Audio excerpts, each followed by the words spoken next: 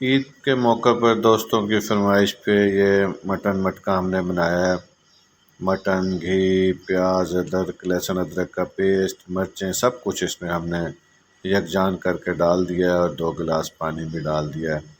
یہ اب سیل لگانے کا ہم عمل شروع کر رہے ہیں۔ یہ ہم نے آٹا گوندا ہوا لے لیا ہے، ویسے آپ اگر میدا لے لیں تو وہ زیادہ بہتر رہ جاتا ہے، اس کی سیل بہت اچھی بن جاتی ہے۔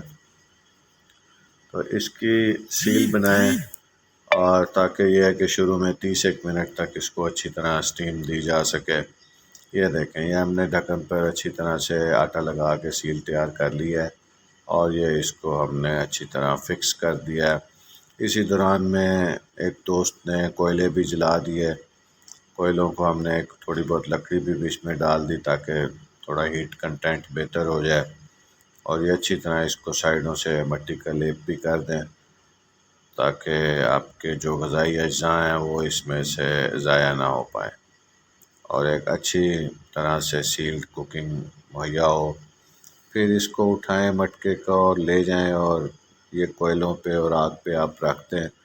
مٹکے کو نیچے سے لپائی ضرور کر لیں تاکہ اس کا پیندہ ذرا مضبوط ہو جائے اور اس کے پھٹنے کا یا کسی قسم کا کوئی اندیشہ نہ رہ جائے۔ کچھ دیر کی 25 منٹ کی کوکنگ کے بعد اس میں ایک آدھ سوراخ کر لیں تاکہ اسٹیم نکل جائے۔ یہ تقریباً 1.25 گھنٹے میں تیار ہو جاتا ہے۔ بہت بہت شکریہ، تھینک یو۔